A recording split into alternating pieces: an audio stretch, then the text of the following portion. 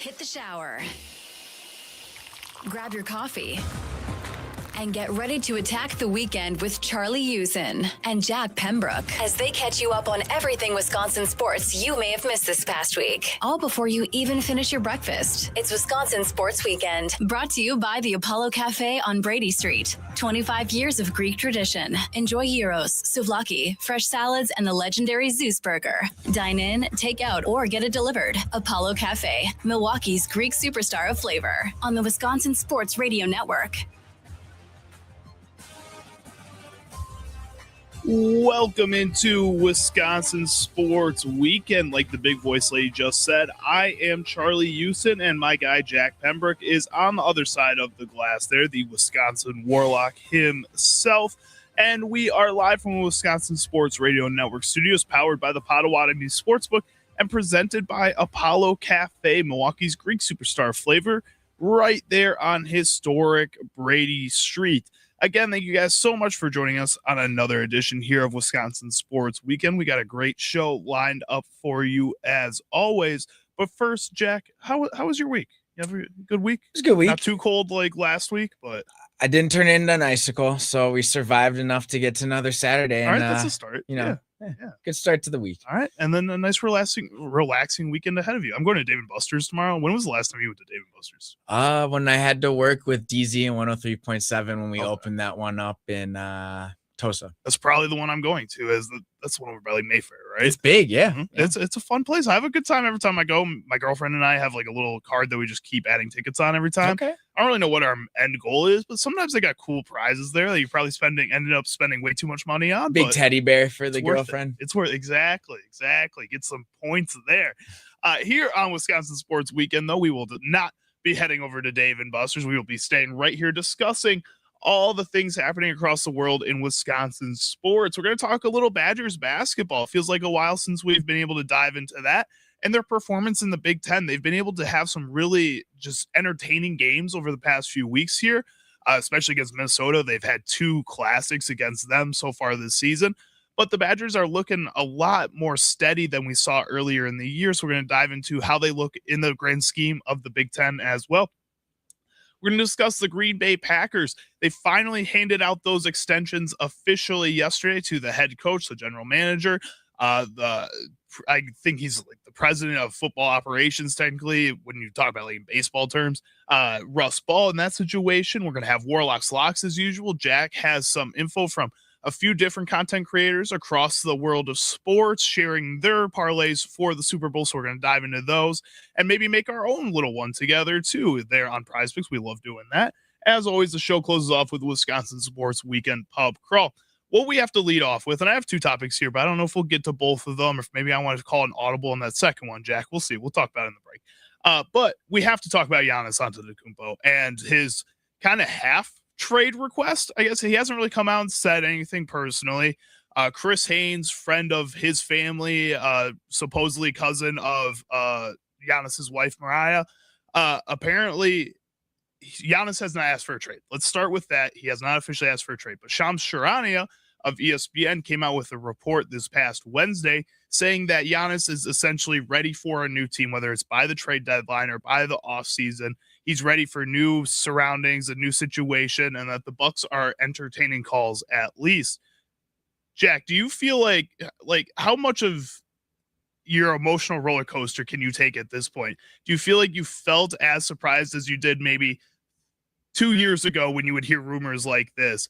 But now that Giannis has a month ago came out and said, "Oh, I'm with the Bucks. I'm 100% going to be a Milwaukee Buck for the rest of my life. I want to finish my career in Milwaukee. I'm never going to ask for a trade."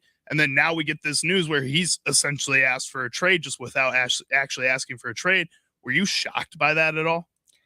No, because the NBA and superstars and fans need to understand that it's kind of like reality TV dating. You only get these superstars you're lucky if you get them for a decade, right? Because it's like he said earlier in the year, there's teams that come calling and courting every year, whether it's the Knicks saying, "Hey, these shiny pieces we have here, come to New York. Oh, we'll roll out the red carpet for you." Same with San Antonio. Same with now the Warriors have thrown their hat into it.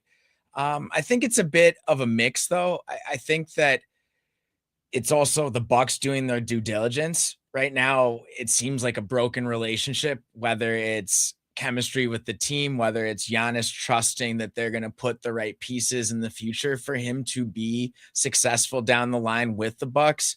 And I feel like he's frustrated. He feels like he's throwing away the last window that he can compete, right? I get where he's coming from, I guess. At the same time, when you make such grandiose statements as he made of, I want to be a Buck for the rest of my life. He said that I will never ask for a trade. And then 2 weeks later, just turn around and basically cause this whole whirlwind of drama for your franchise where the owners have to come out and say, you know what, we're the ones making this decision. It was reported yesterday that John Horst will not have a say in the final decision to trade Giannis. He will just do the trading of Giannis when they ask him to.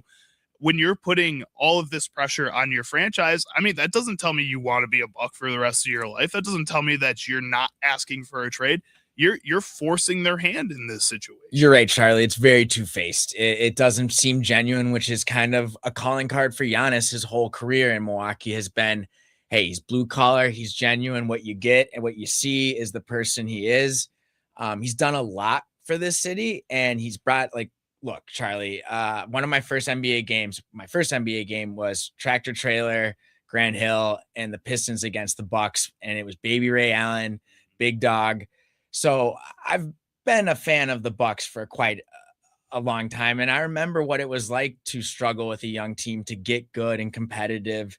And Giannis I never thought we'd see a championship, and Giannis brought us one.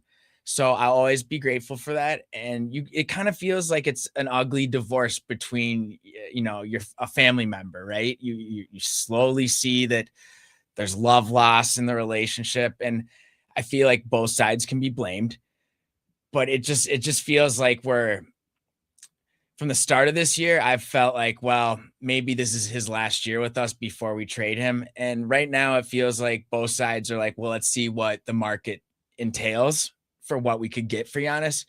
I don't get rid of him unless you can get a king's ransom. I don't know how you feel about that, but at this point it feels like a broken relationship. Yeah. I mean, I feel like you can't not ask for the move when you're trying to trade Giannis. When you're looking to move on from a player of his stature, he's one of the greatest players in the league right now, one of the greatest players in the history of the NBA. Yeah, you have to ask for the moon.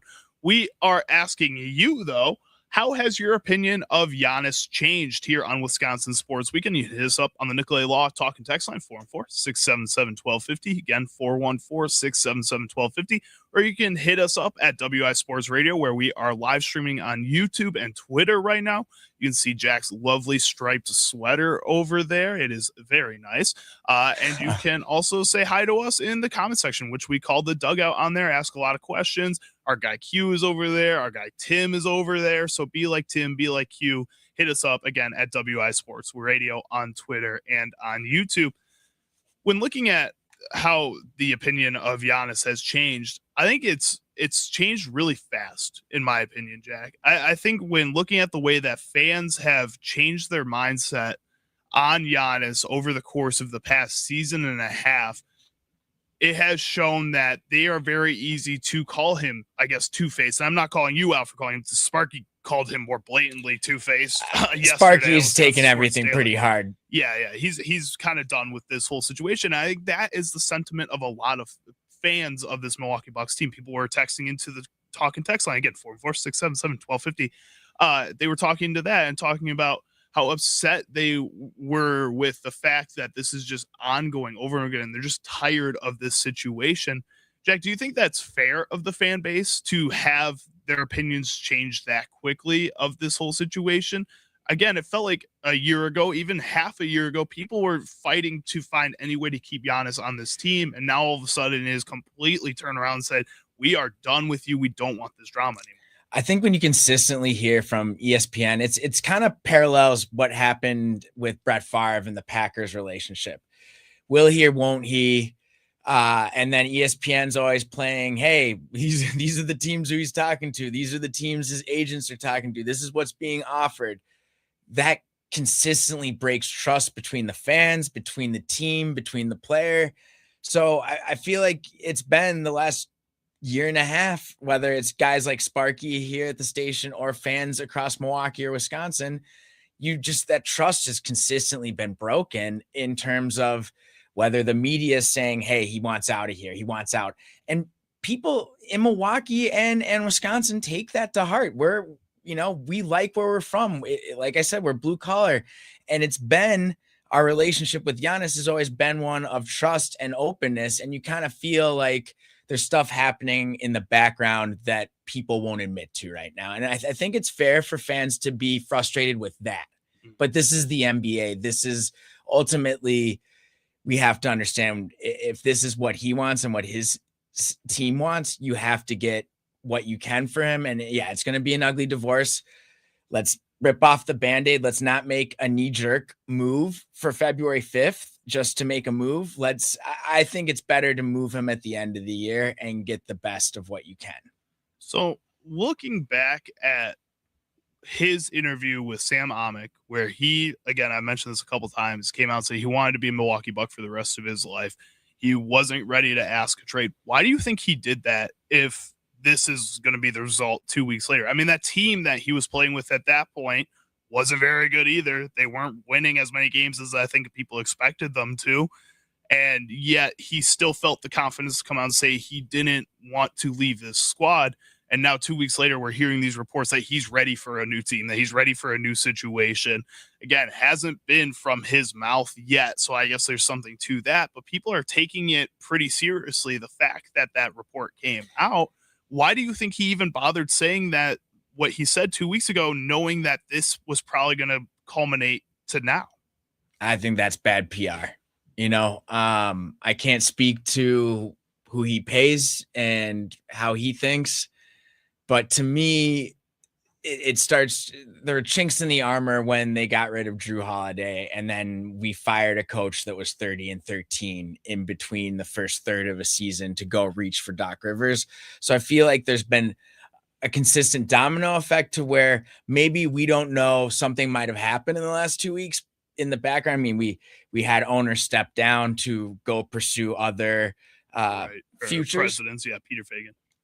So maybe there's just a lot of issues in the background within ownership and the jobs that choose player personnel. And he doesn't feel like, he feels like there is, this is the Rubicon that we've crossed the river and Caesar's moving in to go attack. And it does seem like, let's just be honest, Giannis, right? Because it seems like ESPN knows, the Bucks know, because they're shopping around and talking to teams and seeing what offers.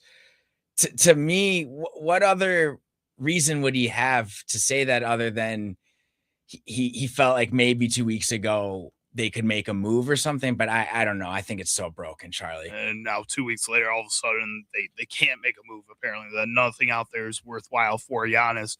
Yeah, it's really kind of interesting. You brought up the fact that there may be some bickering in the front office, kind of back and forth. And again, I'll go back to that report that I was talking about earlier about John Horst saying that he won't have the final decision or make the final decision for this Milwaukee Bucks team, that the ownership will. In that report, it was from Gary Wolfel. Gary also pointed out that right now up in the ownership, they're pretty split on the decision to or not to trade Giannis at this point.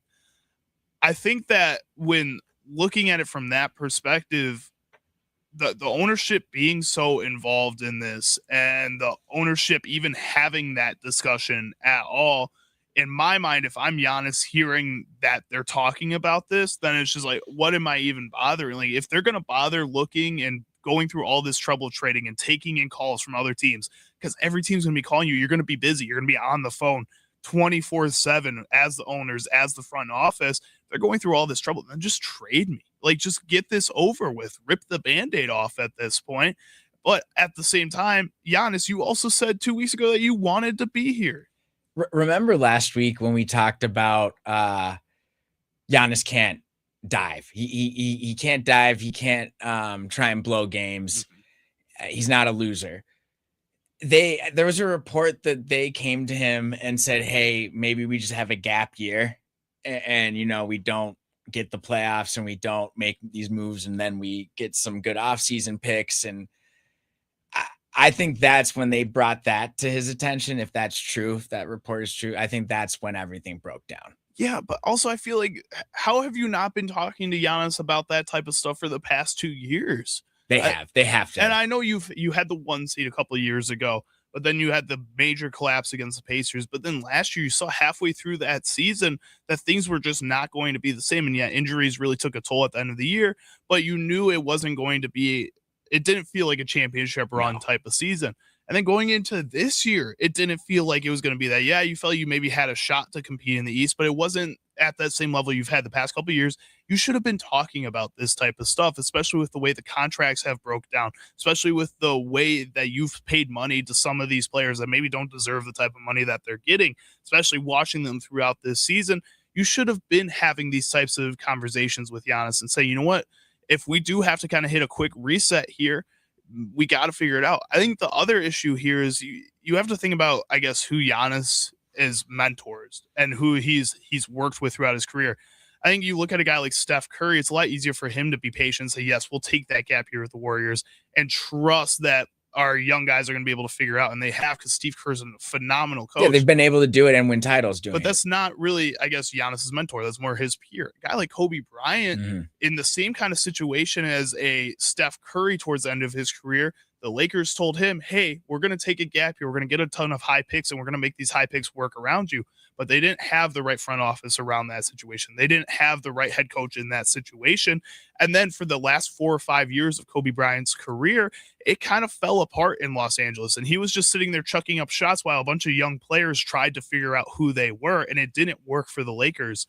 And I think that Giannis looks at a situation like that. I think he looks at the end of a Kevin Garnett's career and him bouncing around to a couple different teams and just not really finding that type of success. He's trying to avoid that as much as possible because he just, in my mind, and it's a little frustrating that he doesn't trust them, doesn't trust the front office for some reason. No, it's broken. It's broken. I think that's the best way to put it. This is Wisconsin Sports Weekend, live from Wisconsin Sports Radio Network studios, powered by the Potawatomi Sportsbook. I'm Charlie Houston. That's Jack Pembroke over there. We are presented by Apollo Cafe, Milwaukee's Greek superstar flavor, right there on historic Brady Street. We are going to take a break from Giannis, I decided. When we come back, we're going to dive into some Milwaukee Brewers announcing that they're playing for the World Baseball Classic and your opinion of players playing in the tournament, and whether or not you're worried about injuries for this Milwaukee Brewers team. I'm Charlie Houston. That's Jack Pembroke. We will be right back.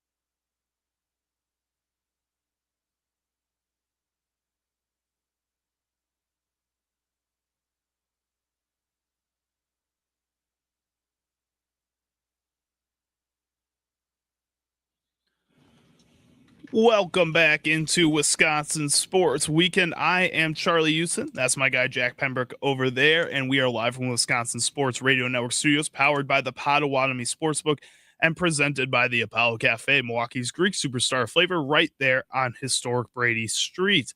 Jack, before we get into the Brewers, I do want to head over to the talk and text line and then also to the dugout, too, as well, because we got two very different opinions about this whole Giannis situation, your opinion of Giannis.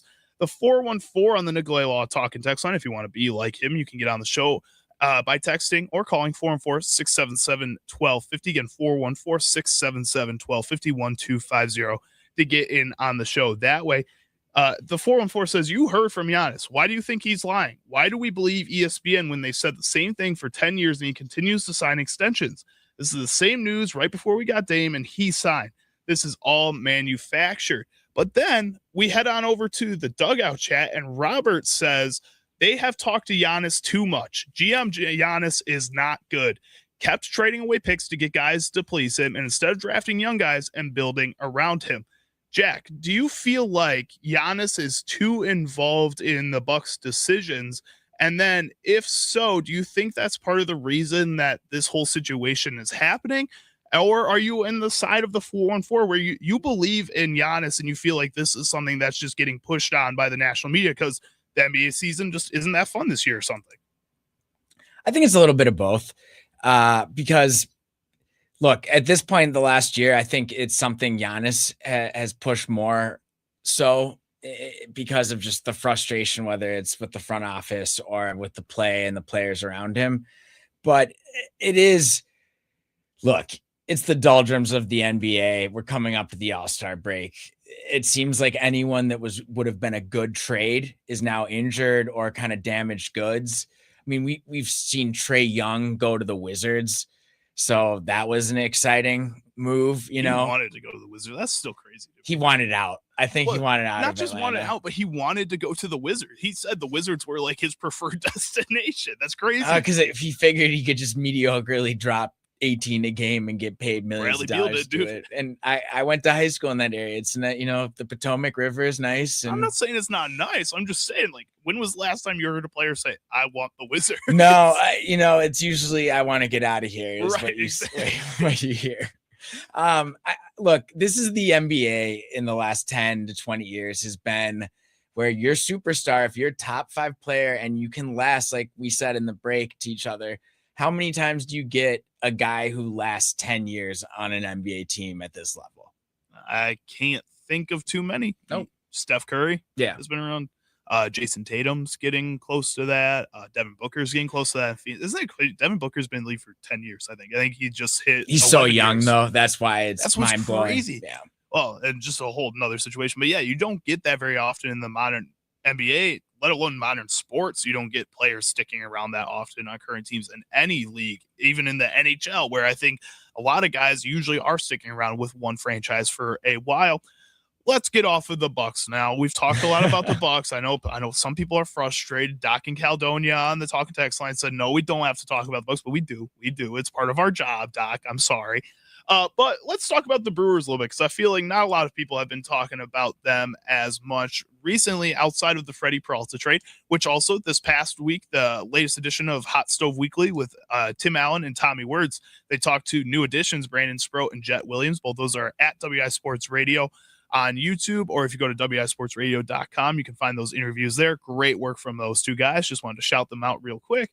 But there have been some other news floating around with the Milwaukee Brewers. If we take a look over at the World Baseball Classic upcoming rosters that guys are starting to commit to here, the Milwaukee Brewers have had a few neat names, few very important names put themselves into the tournament here. The most recent one was Joey Ortiz deciding to rep Mexico in the tournament there. We also have Carlos Rodriguez, a guy on the 40-man roster, showed up a few times for the Brewers last season and the prior season. He's going to represent Nicaragua. Then we have Jackson Chourio out there representing Venezuela, and then Bryce Terang representing the USA. There has not been confirmations for Sal Frelick for Italy, even though he played for them last time around. William Contreras for Venezuela, again, same deal, or Abner Uribe for the Dominican Republic. Jack, first, I just want to ask you kind of generally, do you or how excited are you for this year's World Baseball Classic compared to the last time it came around where it was not new? They've been doing it for a long time, but it felt like it was getting into the mainstream for the first time, was resetting after COVID. And now this time around, after what you saw in that first tournament, what do you think the anticipation is like, not only for yourself, I do want to hear about for yourself, but kind of just overall?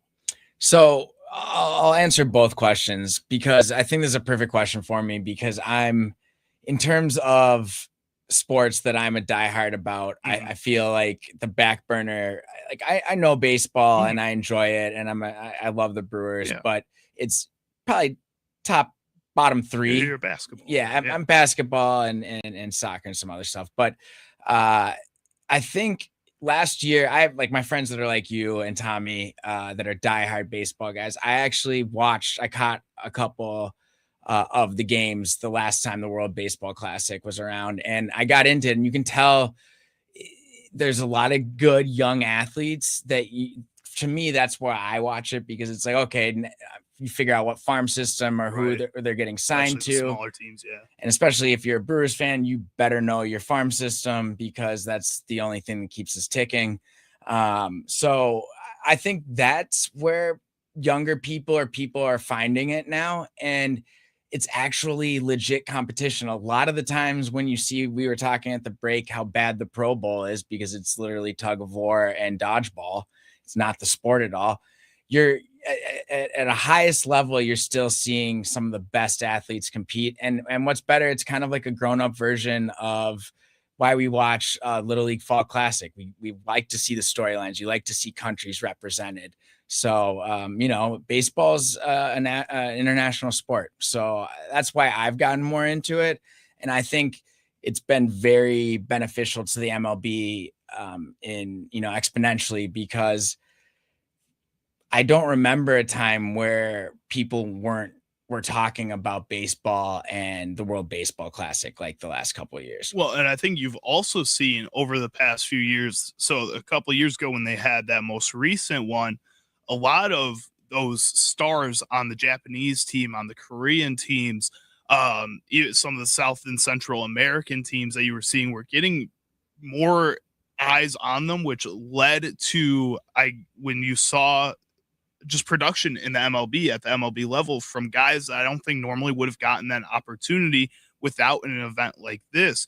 And yeah, it's awesome to see the Team USA team just get built to the absolute brim and see if they can go and just beat anybody. But then they still lost to Japan the last time around. That's why they play the games, Charlie. And now you're seeing in the major leagues, because of a tournament like that, where you get that international type of buzz, that it all of a sudden just integrates itself into the MLB. And that's so cool to see that how willing they are to just open that up and how much of a stage it gives some of these players that normally wouldn't get that same kind of major stage. We head over to the dugout chat.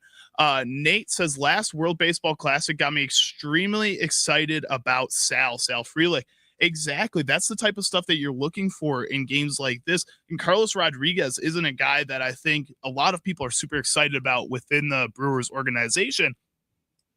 But at the same time, he can come out and have a phenomenal run with Nicaragua in this tournament and all of a sudden put himself onto the map. And then now you're seeing him in the bullpen for the Brewers, and he's playing phenomenally. And you're saying, I saw that in the World Baseball Classic. I could predict that happening. It's really cool to see players like that, again, get the stage that they normally wouldn't get in a situation like this. Now, on the other side of things, again, I mentioned William Contreras potentially playing for Venezuela, and that's something that is probably going to happen. He represents his country better than almost anybody else out there. His brother, Wilson Contreras, always wears the Venezuelan arm sleeve. Yep. Super cool. Again, both those guys love their country and want to play for that team, so I expect him to be out there. But you also saw him deal with injury towards the end of the season. He had the surgery in the off season, is still kind of recovering from that. A guy like Jackson Chourio spent the entire season kind of on and off that injured list and rotating on there. Bryce Terang was one of the most important players for the Milwaukee Brewers last season, and he's going to this World Baseball Classic, hopefully being the starting second baseman for Team USA. But I think all these guys playing puts them at risk for injury early on. The last World Baseball Classic, you saw Edwin Diaz after having a phenomenal save, go down with a torn ACL. And that was really scary. You saw a couple other players end their seasons in this kind of offseason tournament. And we talk about this with Giannis in his international tournaments when he plays for the FIBA World Cup in the summer. And people are terrified that he's going to go down and get hurt and not play with the same kind of restraint that you normally would, because it's these one-game tournaments playing for your country. Jack, are you worried about that for any of these Milwaukee Brewers players, or just kind of in general? Do you think baseball, how do you think those world tournaments differ from maybe a basketball world tournament? So we'll put on our kinesiology hats here, and you make a great point with, there are other sports and other examples, whether it's the UEFA tournament in soccer or Europe or FIBA, where guys are going 10 out of 10. Olympics for like hockey, and that's coming up here. Exactly. And guys, you tend to go to a fifth or sixth gear for your country. These guys, like whether it's Giannis playing for Greece or guys playing for Canada in hockey, they want to represent their country at the highest level, and they want to win the best medal they can at whatever tournament. And look, any sport, whether you're a great athlete or a Sunday warrior, you play all year round consistently. A doctor's going to tell you the more you play, the more chance of getting injured, especially where it's a sport where it's a high impact and turning on your tendons, like baseball. We already play a long season, right? So now you're a little bit worried, like, okay, are they going to strain something or tweak something? Whether it's like even a small little injury that could be a hiccup into the early MLB season. Well, and again, the way you're playing in tournaments like this really differs from the way you play throughout a course of 162 games in the regular season. I think you're playing with a lot more restraint in those. You're not going all out all the time because it's a long season, because how you've trained your body to kind of make it through that grueling stretch. In a tournament like this, you are playing all out every single game, no matter what, because you want to go and win this tournament. Again, you want to represent your country. You were picked over probably plenty of other people that were willing to be in this position, especially for Team USA. I mean, there's a lot of guys that are putting their names in the hat to try to be a part of that squad because it's really cool to represent it. A lot of horses in the barn, so you want to outperform these other guys too. And that type of strain, I think, and the way that you are playing differently than maybe you've planned to play for the past. If you're a veteran in the MLB 7 seasons of your career, it's not like high school anymore where you're only playing a set number of games. It's a lot easier to do that.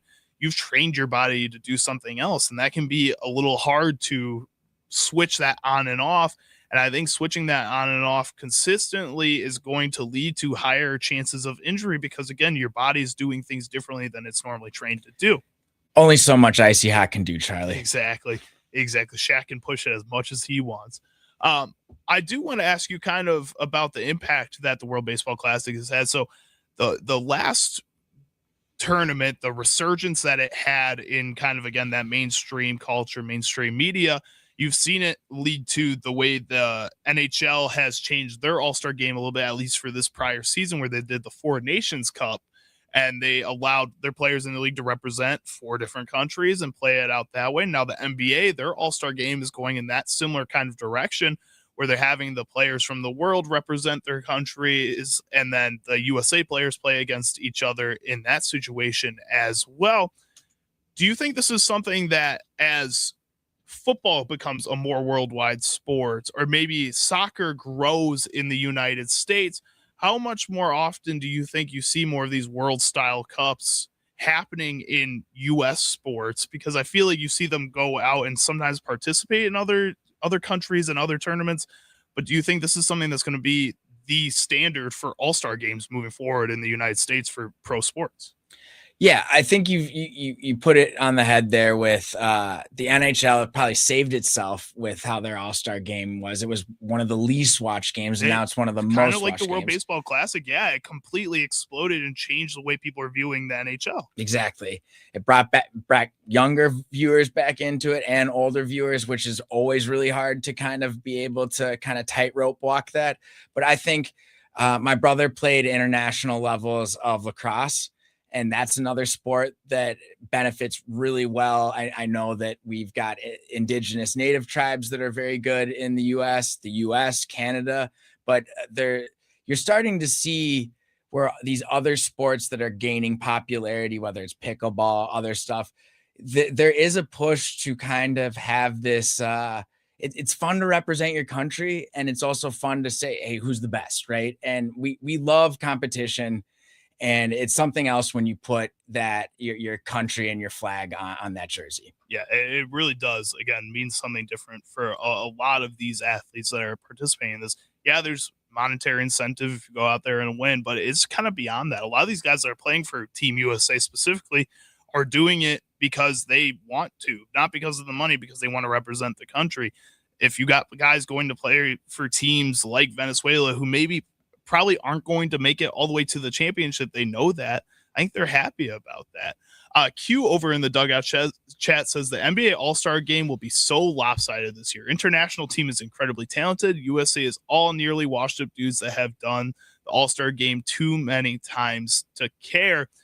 Do you think that changes at all, I guess, in your mind, the way that the NBA goes about this? So do you think they would maybe transition to just kind of getting rid of an all-star game in general in the regular season, which I don't think they do. They make too much money. They have too many sponsorships attached to it. That brings in too much TV. But maybe be the kind of sponsors or the trendsetters of having an off-season kind of national tournament where they can showcase their players. Maybe their players can go there, but kind of sponsor it more than the FIBA World Cup does and just be an NBA tournament, kind of like the MLB has kind of pushed itself into this World Baseball Classic. Well, this just popped up into my head. Maybe every 3 years you do something where it's like Europe against the continent of Africa or North America against Latin America. I could see a little pull of that. I don't know what you'd call it. There's have to be some monetary incentive for guys to play in it because like you said, and like we've pointed out, at a certain point, you're playing too much of your own sport and you're going to get injured. And, you know, where's that line between representing your country and then also making money in the professional sport you play and not being injured? For sure. Q also says only hope for a new, better all-star game moving forward is new producers. Moving away from TNT could be interesting. I agree. I think the way that I wouldn't say ESPN has handled the NBA well or anything like that, but the way that they've handled other sports that they've kind of taken a hold of here, the WWE, I think they've done a really good job of promoting professional wrestling. I think their NFL, the presentation, the way that they've gone about that, yeah, it took a little bit of a dive this year, but I think including the Manning cast in the past has allowed for a bigger kind of brighter world of viewing sports. And I think they could do that with the NBA. They just have to get, I think, more involved in it because they're just not right now. They're just kind of stealing what TNT did. Get more involved. Try to make it more your own and change the presentation. They're still working with how that fits in with their brand and how they connect with new viewers. And I think that's always the hardest thing for a major company. For sure. This is Wisconsin Sports Weekend, live from the Wisconsin Sports Radio Network studios, powered by the Potawatomi Sportsbook and presented by Apollo Cafe, Milwaukee's Greek superstar flavor, right there on historic Brady Street. When we come back, we're going to dive into some college basketball, talk about the Badgers within the Big Ten and our expectations for them moving forward. Again, I am Charlie Houston. That's Jack Pembroke. In this next break, tell us what you're doing today. Tell it at WI Sports Radio, on Twitter, on YouTube. Type it in the dugout chat. Let us know what's going on. Q's doing laundry. That's the Warlock prediction. All right. I like to hear that. Again, this is Wisconsin Sports Weekend. We will be right back.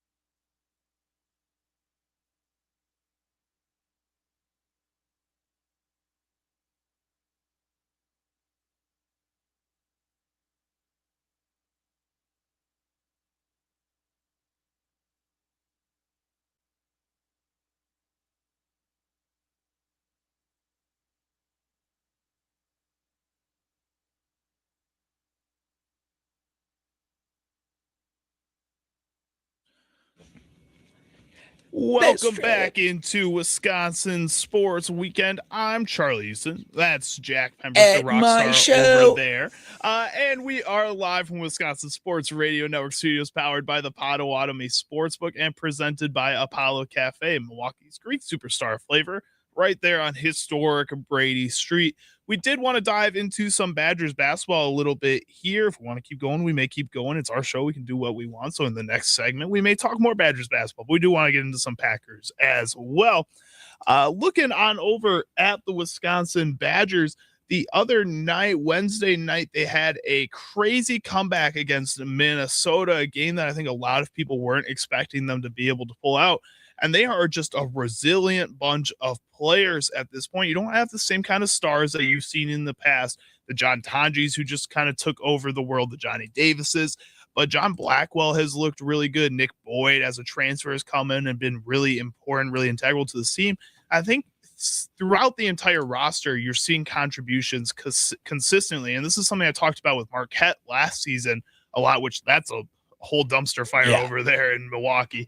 But the Badgers have been able to find a way to go out there and consistently compete in the Big Ten so far. They've had a pretty good run. They have not been able to take down a lot of the top teams in the Big Ten. So the Nebraskas, they lost 90-60. They got killed in that game.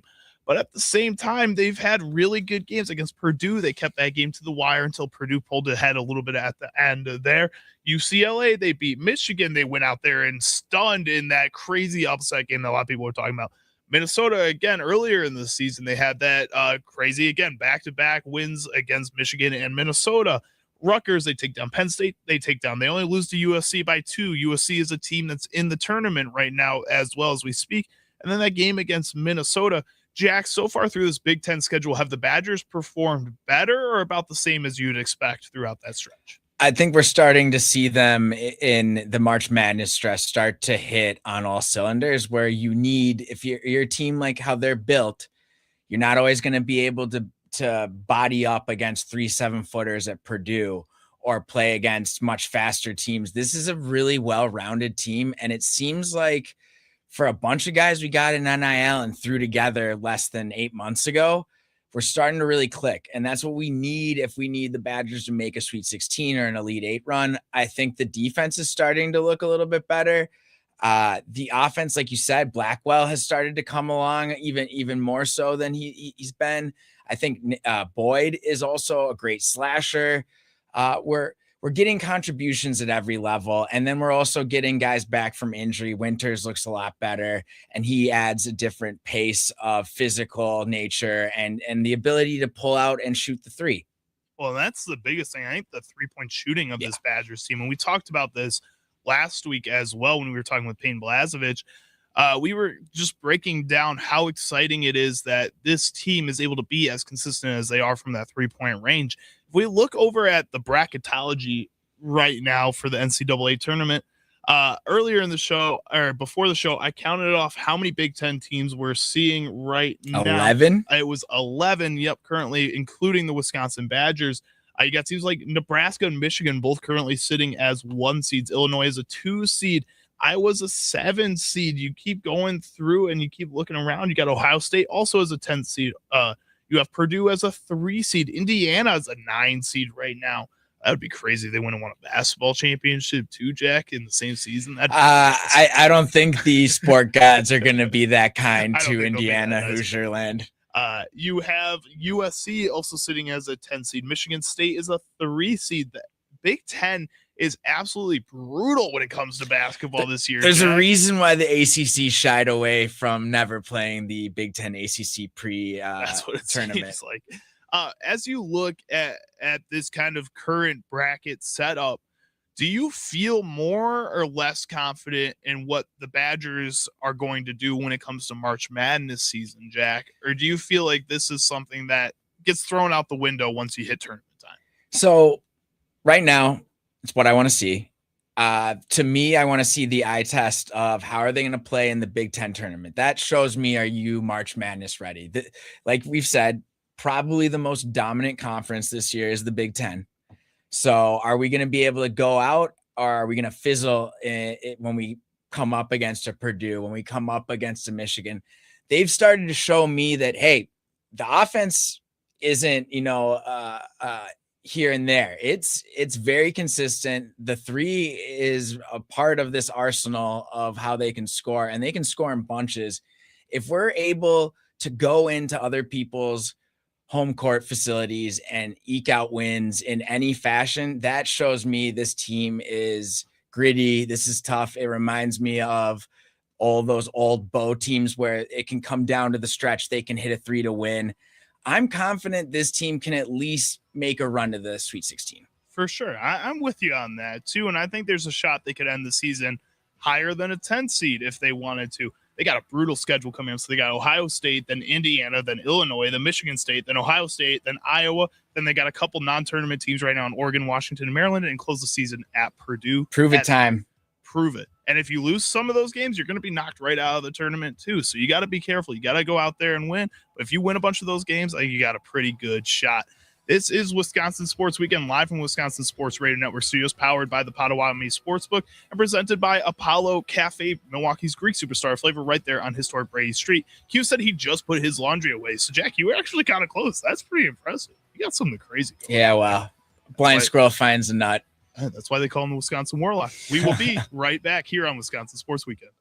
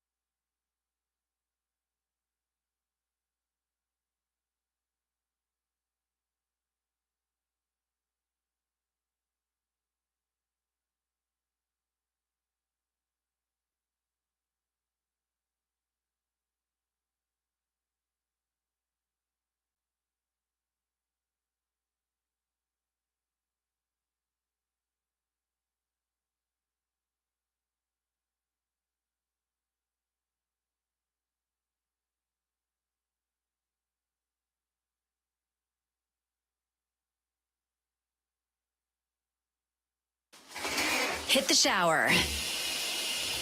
Grab your coffee.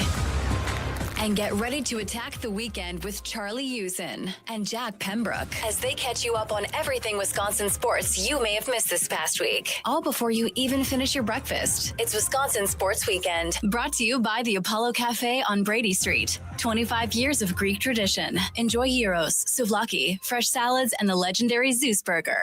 Dine in, take out, or get it delivered. Apollo Cafe, Milwaukee's Greek superstar of flavor, on the Wisconsin Sports Radio Network. Welcome back into Wisconsin Sports Weekend, the second hour of this lovely show right here. I am Charlie Usen. That's my guy, Jack Pembroke, on the other side of the glass over there. And we are live from the Wisconsin Sports Radio Network studios, powered by the Potawatomi Sportsbook, and we are presented by Apollo Cafe, Milwaukee's Greek superstar flavor, right there on historic Brady Street, like the big voice lady just said. Thank you so much for tuning in. We got a whole nother hour. If you missed any of the first hour, head over to wisportsradio.com. You can find the live stream there, rewind it that way. We are also live at WI Sports Radio on YouTube and Twitter, video streaming the show that way as well. You can rewind the show on there, or the full video will be put up right after we are done here. Jack, before the break, I asked people to share what they're doing today. Eric in Racine, that's literally his Twitter username, is at Eric in Racine. Pretty awesome. Yeah, pretty awesome. Says he's going to my brother's in a few hours to watch the Royal Rumble WWE. Hopefully Y2J makes his return. So I'm not a big wrestling guy. I do like the Royal Rumble as one of my favorite events. I like just seeing all the random people run out and just like get thrown out or whatever. Apparently that's Chris Jericho. Are you a big wrestling? Like, do you watch wrestling? Have you ever watched it? So I've never asked you. One of the jokes here when I was here, I interned under Ryan Horvat, and our friend Bart Winkler, and they're big wrestling guys. And when I grow out my beard, they would call me Fake Finn Balor. So I had to look up who he was, and he looks like all my cousins from Dublin, Ireland. He looks like everyone from Dublin. Right. So funny, what every Irish guy looks like. But look, I know what the people's elbow is and some other stuff just to get along, to be along in middle school during the 2000s, right, era of wrestling.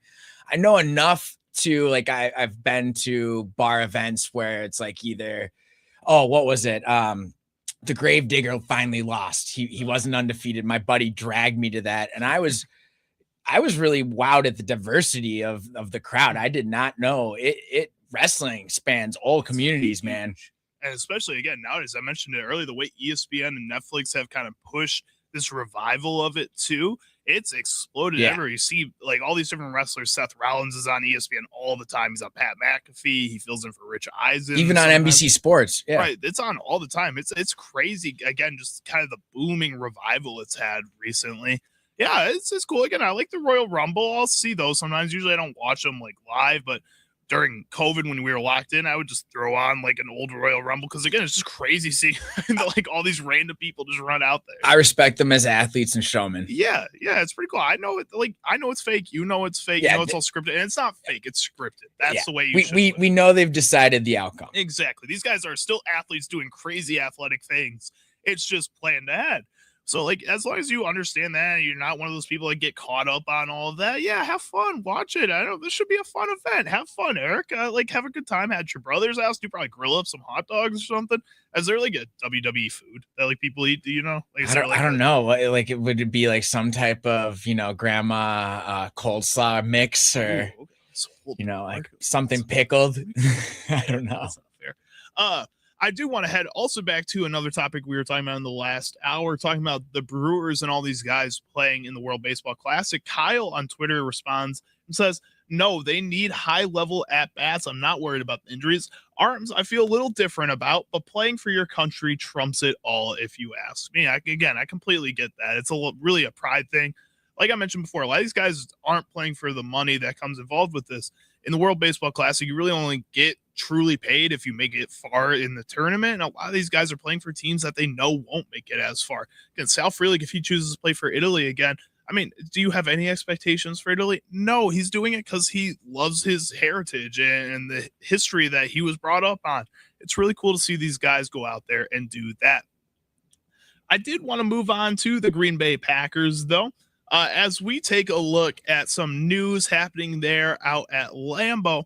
The Green Bay Packers have officially announced their extensions for head coach Matt LaFleur, GM Brian Gutekunst, and Russ Ball handling the operation side of things in that front office. They have not announced how much each of the extensions are, but they have announced that they have gotten done. With that, the Green Bay Packers have also hired defensive coordinator Jonathan Gannon officially as well. As we take a look at what he's done with the coaching staff, he's let a lot of guys walk away, go to other coaching staffs. Jeff Hafley has done a really good job at stealing basically the entire Packers defensive coaching staff, at least the good coaches in that He pulled in Aaron Rodgers and took everyone with him. Exactly. Or Mike McCarthy right now, bringing back the old Packers. We'll get into that in the pub crawl as well. But, Jack, I wanted to ask you, and I wanted to ask the listeners here on Wisconsin Sports Weekend, are you worried about a completely brand new defensive coaching staff stalling the Packers to begin the season? Hit us up on the Nicolay Law Talk and Text line, 414-677-1250. Again, 414-677-1250-1250 to get in on the show that way, or tweet at us, Facebook us at WI Sports Radio, and in the Dugout chat where we're live streaming the show as well, again, at WI Sports Radio. Jack, are you worried about a new defensive coaching staff potentially stalling this defense? I think with this defense being healthy, they're going to be able to get the job done. I think when you hear people who are his peers, Jonathan Gannon, we're talking about, across the league say that he's really good at what he does. He won a Super Bowl as a D coordinator with the Eagles. Not just won a Super Bowl, like he was the reason they won that. Yeah, they were dominant throughout the whole playoff run. They had a little bit of a run game and an amazing defense that made Tom Brady look less than Nick Foles.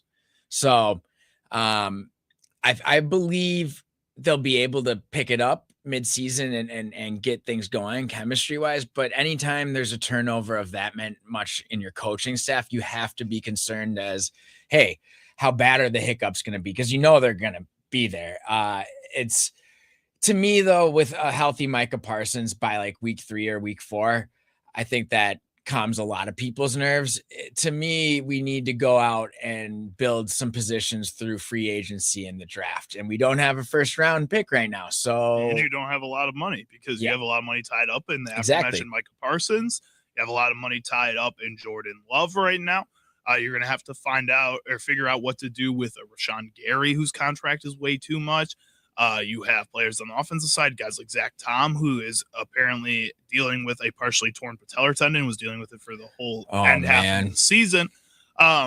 He may not come back and be the same kind of player, so you have to kind of figure out what you want to do with that money that you literally just paid him. Elgton Jenkins, the center that did not start off well and then had a season-ending injury. You paid him, what, $110 million? You got a lot of money locked up in a lot of guys. Josh Jacobs is getting a decent contract. And then you have to figure out ways to cut down with the guys that are looking for extensions, or looking for new contracts, deciding which guys are important, if any of them are important. We've heard Rasheed Walker is getting a lot of attention on the free agent market. He's one of the higher ranked free agents available to a lot of different publications, ESPN, Pro Football Focus. So he's a left tackle that's going to get paid by some teams. He's going to get a ton of money. You look at like a guy like Cole Van Landen, who just got paid to be the franchise left tackle for the Jaguars, a huge extension with them, who was a former Packers pick there. You're seeing him get attention. Quay Walker's going to be a free agent. You have Romeo Doubs and Malik Willis. Both those guys are going to be free agents on the offensive side of the ball. I think this is something where you have so much going on this offseason that the last thing you want to worry about is whether or not the defense is going to stall at the beginning of the season. And I think that is something that does worry me a little bit, because what I saw from Jeff Hafley's defense, yes, I was happy with, but I wouldn't say I was mad when he left at the same time. Yeah, you weren't blown away at the end of the year, especially they gave him 25 straight points in his last game. Well, and even again, people talk about, but look at how they looked with Micah Parsons. You know, this Packers defense just relies so much on Micah Parsons. When he's gone, of course they're going to have a decline. But when they had Micah Parsons, they still gave up 40 points to a Cowboys team and ended up tying that game. They still had runs parts of this season. They gave up 23 points to a Cardinals offense that people thought was abysmal at that point in the season. The Steelers offense was nothing to write home about. They put up 25 points on you. I mean, you have a lot of games here. And then, like you talked about at the end of the season, when you go on that losing streak and you're giving up consistently almost 30 points a game, I mean, this is something where, yes, I'm a little worried about them stalling out potentially, but at the same time, what was their bottom last season? And if we're being completely honest, how hard is it going to be to actually get yourself out of that bottom? Because that bottom was pretty rock bottom, Jack. Well, I think the first thing you cut out, if we're dissecting what was the cancerous cell in this team's defense, it's got to be the secondary. We've got to get someone who can play man defense and cover a body and come up and hit in the flat, because as much as I watched the Ole Matador defense from Keyshawn Nixon, it's not worth the $10 million or whatever you're paying him per year. And you can't win games when we know that front seven is going to be tired in the third and fourth quarter, like it showed the last 5 games of the year. And they look, those guys the front four fought really well for what they had without a Devon Wyatt, without a Micah Parsons. But at certain points, guys who you're paying lots of money to in the secondary need to be able to be more than just a C-. And I think the Keyshawn Nixon experiment's over for me. I just don't think he's it. And I think you can say the same thing for Carrington Valentine. You've got to go, whether it's through free agency or finding someone in the second or fourth round that can be a lockdown DB. You've got to be able to go address that immediately, because that will help us win games in the second half when the front seven is tired. Do you think that is enough to solidify this defense within that top 5 that I think they had peaks of at points this season? Again, they weren't consistently there, but they had those high points where it felt like they were one of the best defenses in the league.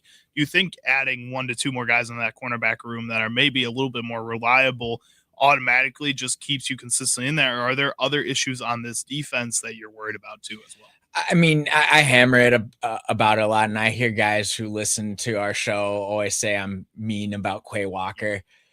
I'm sorry. Quay Walker, this is the argument I make. When Edgerrin Cooper is in there playing the same position, I don't see as many easy touchdowns in the red zone. I don't see a guy who's lost in the secondary trying to cover. I don't see a guy who gets pushed off on the run 5 yards down, making a tackle finally. And, you hear the argument, he gets lots of tackles. Yeah, because he's 8 or 10 yards down the field and he's, chasing the guy from behind and making a group tackle. I think you've got to go get a partner for Edgerrin Cooper, where it's a guy who can at least help you with those seam routes against tight ends. That's where the league's going. We're only going to see more tight end use against good teams, especially your Bears, who know how to do us with the tight ends. They have 3 or 2 very good tight ends. You've got to also go out and maybe get someone on that edge to help Micah too. That could be a linebacker from the center or the edge, not only in coverage, but able to get to the quarterback. I think when we're talking about the secondary will help the rush and the pass rush and the run game defense, is if you get one DB who can hold a guy for another second, that gives Micah another opportunity to get at the quarterback and get a sack. Do you believe in Jonathan Gannon's ability to get people acclimated quick enough to a defense in order to deal with the fact the guys that are already on the team are going to have to learn a whole new defense, but that if, like you're saying, you have to bring in 2 new corners, you have to bring in a middle linebacker to a guy who's going to be more of like a coverage style backer, you're going to have to bring in another defensive tackle, another edge rusher at least. Do you believe in his ability to get all of those different players in all those different situations acclimated right away to a defense that is ready to play at the beginning of the season next year? That's a 2-year project. Like if you can get one DB and you can get one linebacker this year, that then will be very good with what seems like that'll be a healthy defense. I think anything obviously takes time when you're moving that many parts, but I think Jonathan Gannon, for as much as in the media he gets made fun of for being a weirdo and saying weird stuff, he's a goofball. But like we've seen on the sideline, the guy's a fiery guy. So I tend to believe in guys like that. He's a man of conviction. He believes in himself, and players like him. So my hope is, the silver lining of this cloud is, cool, we lost Hafley and like half our coaching staff. It's going to be an issue bringing in all these guys. Hopefully he can just hit the ground running and minimal issues with all these moving parts, which always is way too hard to do, Charlie. After 2 years of watching that Packers defense under Hafley, and now that he's gone and got that head coaching job down in Miami, what would you grade Jeff Hafley's tenure in Green Bay? And do you think it was as successful as some people make it out to be? I think there are, like you've pointed out, there are hiccups where they looked like a top 5D. And there are times where I'd watch a game with someone and be like, I can't remember where we had these many helmets, that whiteout game. I was like, I can't remember we've had this many white helmets at the ball and point of attack, negative yards in the backfield and not 10 yards upfield. We look good on third downs. And sure, Wyatt was healthy, Mike was healthy, and we had, that gives you a difference, and we had a healthier offensive line. Right. But I think if you're gonna give him a grade, I don't feel like a lot of people talk about, oh, we're losing one of the best D-core. Yeah, I think he's a solid coach and he's great, but I don't feel like we lost Superman, No. Yeah, I'm with you on that. I thought Jeff Hafley, the way he carried himself and the way he talked to the media, the way he broke down football, he is the head coach personality to a T. Like, he was meant to be able to do that. But I think also what we were seeing on the field was a lot of not really ceiling raising type of coaching, but kind of get your players to their ceiling and then you just stop. That's what you have as the player, and that the only place to go now is down. And that once you see the peak of a player, that's all you're getting, versus, like, I think a lot of great head coaches, especially coordinators, this is part of their job, is to take a look at the talent that's on the field and find ways to elevate what you already have. And I didn't feel like, at least throughout the majority of this past season, especially with Micah Parsons on the field, until the second half of the year, they were utilizing that type of weapon that they have, or being more creative with the talent on the field. It just kind of felt like we're going to do the same stuff that we have been doing, that Micah Parsons is going to be out there and that he's going to go and get a sack and a half a game and that he can figure it out that way. But then when Micah Parsons left the field, it didn't feel like you were elevating. It feels like you were holding water for a majority of the time. And I don't think that's what you need at that point. Yes, I know losing Micah hurts the defense that much and that it changes upends your game plan. But at the same time, figure it out. I think you make a great point that even when Micah was healthy, at times it looked vanilla. Mm-hmm. Like it did, or plateauing. It exactly. Didn't seem like it was this otherworldly genius, and that, he's making 1-star guys look 5-star, right. But what I've seen from Jonathan Gannon in the past is that he can take a Philadelphia Eagles defense where TJ Edwards is not a player that you expect to be a star, or a Zach Bond, yeah, and elevate the play of players like that, and he puts them in positions to make plays in order to be the type of players that you expect them to be. A Darius Slay at the end of his career, when he was given up on by the Detroit Lions, was put back into a defense where Jonathan Gannon saw his talent and said, you know what, we can utilize that better than what they were utilizing you at the end of your career there. We can find ways to mitigate the issues that you have, and we can elevate you. So if they bring back a Trevon Diggs on a cheap contract, a guy like that, I believe in a Jonathan Gannon to elevate that play a lot more than I did Jeff Hafley in those last couple of weeks of the season and into the playoffs.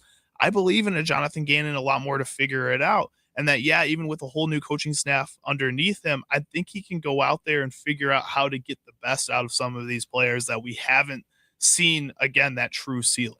You're more confident in Gannon being mad scientist. I feel like people have just been being really down on the hiring. And I'm not saying I'm that excited. I don't feel down on it. Yeah, it feels like a decent hire. I don't feel down, though. Yeah, it just feels like a lot of people are bored with it. And I think there's a ceiling here that you didn't see in Arizona with Jonathan Gannon that I think you may be able to see with the talent that's on the field for the Packers, especially adding in a few new players and the leadership that you have in this team that you didn't have before. This is Wisconsin Sports Weekend, live from the Wisconsin Sports Radio Network studios, powered by the Potawatomi Sportsbook and presented by Apollo Cafe, Milwaukee's Greek superstar flavor, right there on historic Brady Street.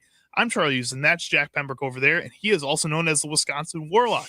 So when we come back, it'll be time for the Warlock's Locks. We will be right back.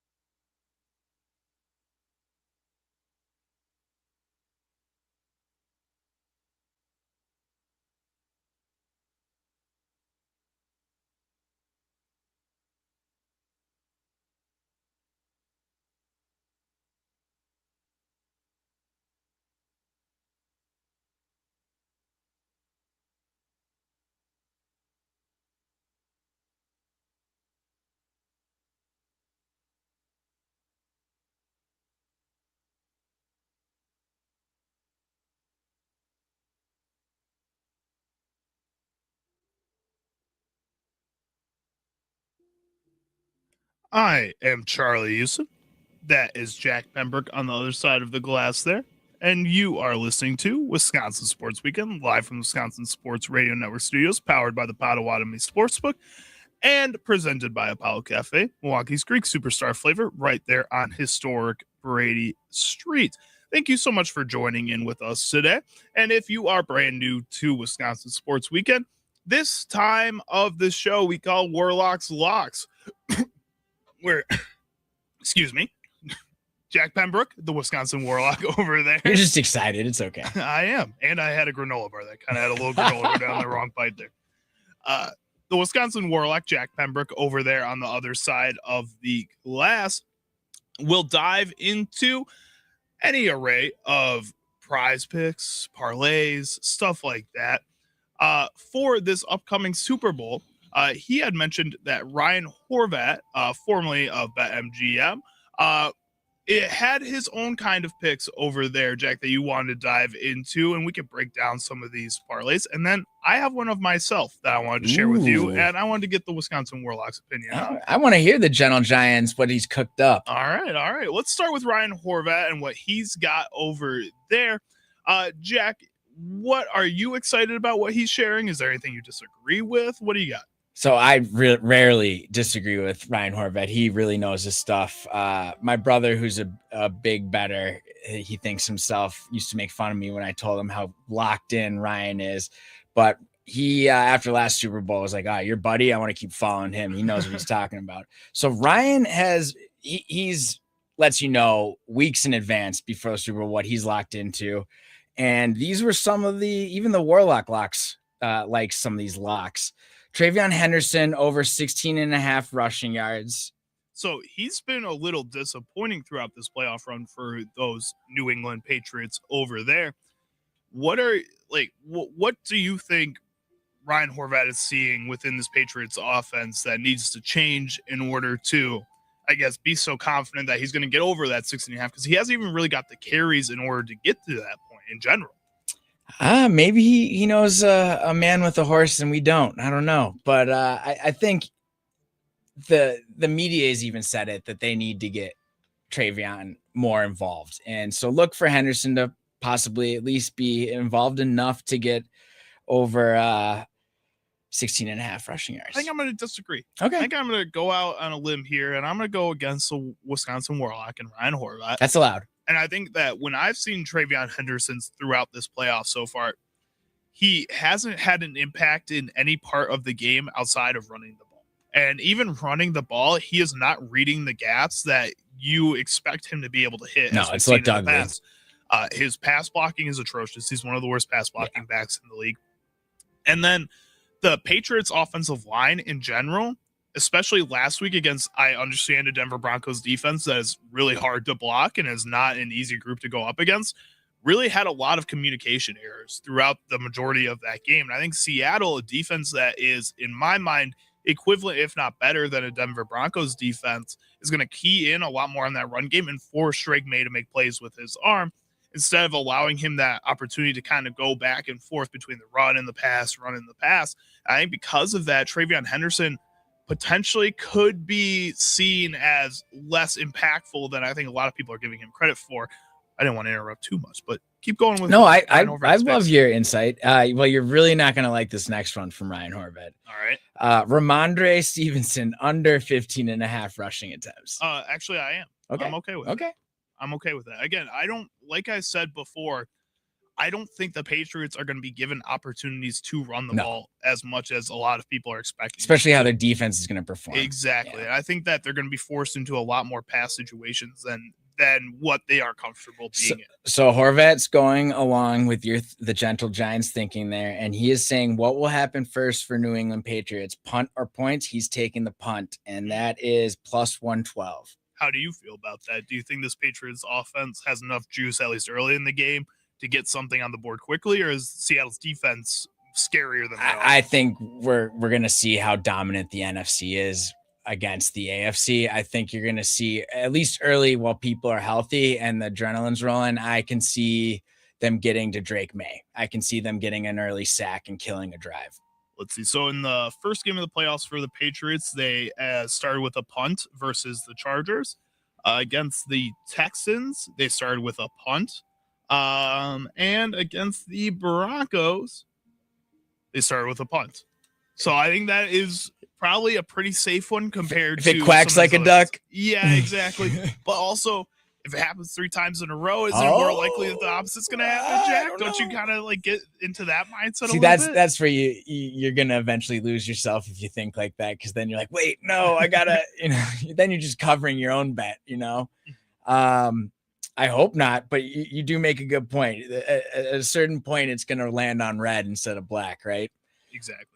So we've got Kenneth Walker, longest rush under 16.5.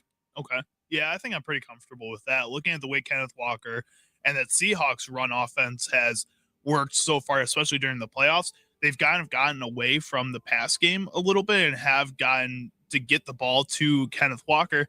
I think the Patriots also good defense with Milton Williams in the middle, Christian Barmore in the middle. You have this group up front that I think is better suited to go up against a Seattle Seahawks offense that has kind of changed their MO so far in the playoffs and force them to revert back to that pass game where you, as a New England Patriots defense, have a lot of strength there too. His bet of the week, which, I would, if we're really following Ryan Horvath closely, we're going Kenneth Walker, receiving yards over 21.5, bet of the week. Okay. I'm interested in that one.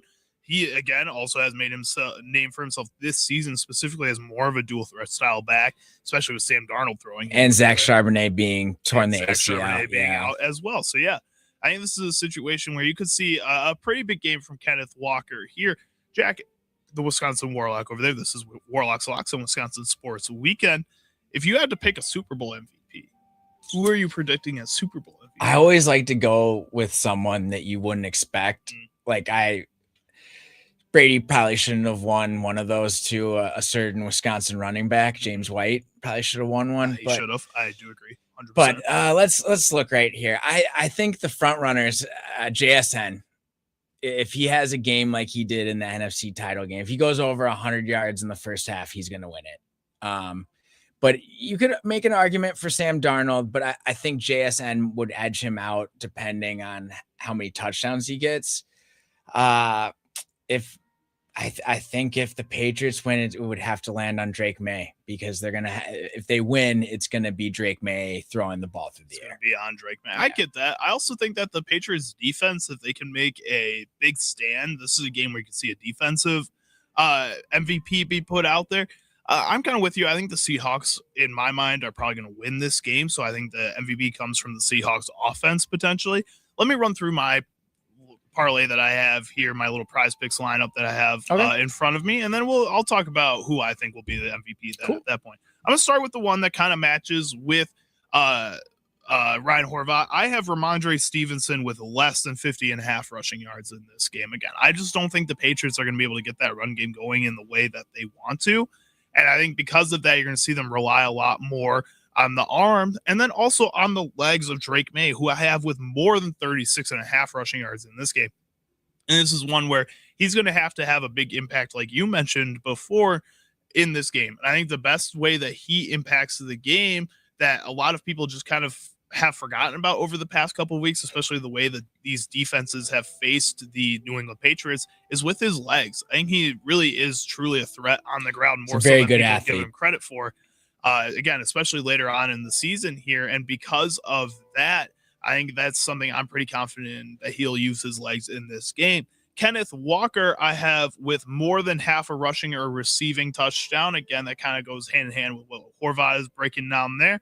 I think this is one where even though he's not going to get big yardage, I think it's in the red zone. He's been unstoppable so far this year. I think they're going to check down him. Yep. And the one that I wanted to talk about with Super Bowl MVP, I have with more than 1.5 receptions in this one, Cooper Kupp. I think Cooper Kupp, if he can stay healthy on this field, is going to be a huge option for secret weapon Cooper Kupp. I think this is one where he has that experience in the Super Bowl. He has this kind of secret weapon identity in my mind that hasn't been unlocked this season. Okay. And I know they've used him as that wide receiver too, but throughout the playoffs, you've seen them go to guys like Jake Bobo a little bit more, the tight end room a little bit more.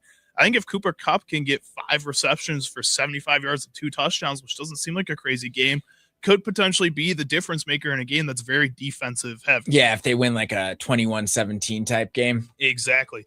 So again, I'm going with Cooper Kupp more than 1.5 receptions. And you know what? I'm gonna go Cooper Kupp with my Super Bowl MVP too. You heard it here first, folks. I feel like I should put like real money on that just in case it actually happens. Throw $20 on it. Yeah, but then also like if it doesn't actually happen, I'm gonna be sad. You're like then you're gonna be thinking about how to get that 20 back. Exactly. Just like I was when I put $20 on the Bears. Oh. Yeah. Wah, wah. Don't womp womp. That's bogus. This is Wisconsin Sports Weekend, live from Wisconsin Sports Radio Network Studios, powered by the Potawatomi Sportsbook. I am Charlie Houston. That's Jack Pembroke. We are presented by Apollo Cafe, Milwaukee's Greek superstar flavor, right there on historic Brady Street. And that will do it for Warlocks Locks here on Wisconsin Sports Weekend today. If you guys have any other great picks that you want us to take a look at, if you think you're smarter than us and think we're wrong about something we're saying, hit us up on the Nicolay Law Talk and text line 414-677-1250. Again, 414-677-1250, 1250 to get on the show that way, or at WI Sports Radio on YouTube and Twitter. When we come back, it'll be time to crawl.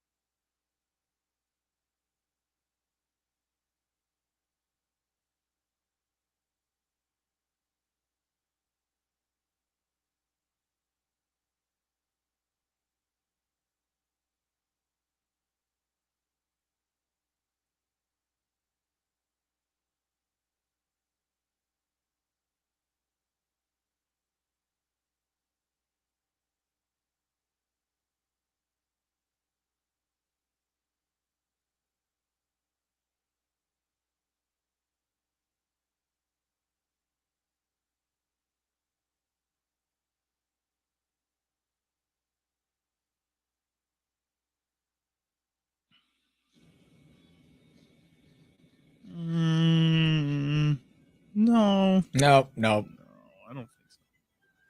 No. Whatever it is. There we go. That's the golden sound. That's what I was looking for. This is Wisconsin Sports Weekend, live from the Wisconsin Sports Radio Network studios, powered by the Potawatomi Sportsbook. I'm Charlie Houston. That's Jack Pembroke over there. And when the Irish jig starts going here, you know that's time for Wisconsin Sports Weekend's own pub crawl here on the Wisconsin Sports Radio Network, where Jack and I go back and forth and share some of the biggest stories we've seen from across sports. Sometimes not even in sports. Sometimes Dr. Pembroke makes an appearance over there. This week, apparently, he is on leave. He's on vacation. So just sports this week. Just sports this week here on the Wisconsin Sports Weekend Pub Crawl. You guys are brand new. Again, Jack and I just go back and forth sharing what we've seen, some of our favorite stories, some of the biggest stories. I'm going to start off with probably what has been the biggest news from across sports. The Pro Football Hall of Fame, the voters have chosen not to elect Bill Belichick, one of the greatest coaches of all time, as a first ballot Hall of Famer. There's a lot of reports that next year he will most definitely get in on the second ballot, but that he missed the cut of 40 of 50 votes to be a first ballot in this situation. Jack, when you heard this news, were you shocked at all, or are you more in this boat of like Sparky, where he just keeps going, well, he's a cheater, he doesn't deserve to get in? And anyways, I'll quickly go through because it's your part. I think, yes, that plays a role in it. It's also relationships and how you play well with others, or if you don't play well with others, that affects people. And I'm sure he burnt a couple bridges. So yeah, those people have voting rights and they didn't put him in.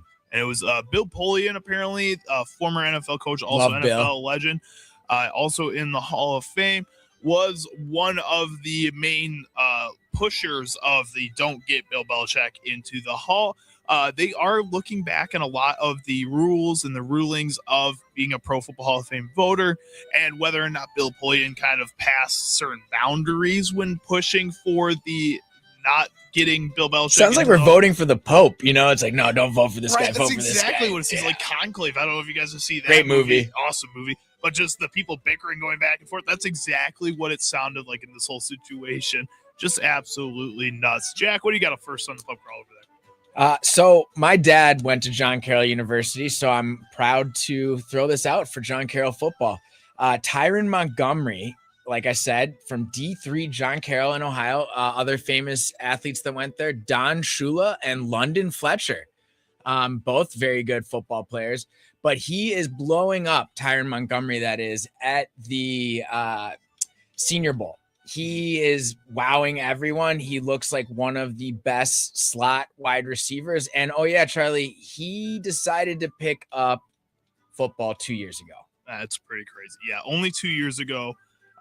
Looking at Tyron Montgomery, he's a 5'11 and 3/8, 190, according to his measurements at the camp right now. His season this year at John Carroll, 119 receptions for 1,528 yards and 15 touchdowns in one season. He might be good. Yeah, he sounds pretty damn good. Could the Packers or the Bears go after a guy like this? Potentially. I think this is a guy where like a late round pick really works to your benefit. This reminds me of a different position, but a few years ago, Quinn Miners out of UW Whitewater, who is now one of the greatest guards in the entire NFL currently playing. He went to the Senior Bowl, showed out at the Senior Bowl, had his stomach hanging out. That was the coolest thing. When I went and visited Whitewater when I was in high school, like being recruited by them, he was like the first person you see whenever he walks out on the field because he's got his jersey rolled up. He's awesome. But he played in the Senior Bowl and just performed phenomenally. And he got all this push and all this attention out of a D3 university. Kind of feels like the same way that Tyron Montgomery's going here. Is really cool. I'm going to keep following his story.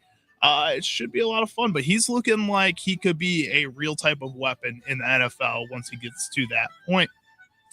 I am going to head back on over to the NFL level, where Mike McCarthy, former coach of the Green Bay Packers and the Dallas Cowboys, has decided to accept the job of the Pittsburgh Steelers. His hometown, where he was born and raised in Pittsburgh, he said it was a dream come true. This is the goals that he's been playing towards for his entire life. He brought up the fact that he's talked with Aaron a few times since A, he's left the Packers, and then B, since taking this job in Pittsburgh. But there's no confirmation whether or not Aaron Rodgers is going to come back and be the starting quarterback of the Pittsburgh Steelers. The way that Mike McCarthy is building his staff of all the guys that he worked with the Packers, same O-line coach, Anthony Campen, who's apparently really close friends with Aaron Rodgers, a lot of these other coaches that are coming in that used to be a part of that Packers staff. Jack, do you feel like Aaron Rodgers is going to be back with the Pittsburgh Steelers because of what they're doing to the coaching staff? I think there's a good hint at it. What's wowing me is they hired the coach who beat them in their last Super Bowl for the coach they let go. That's kind of smart, right? It's kind of cool.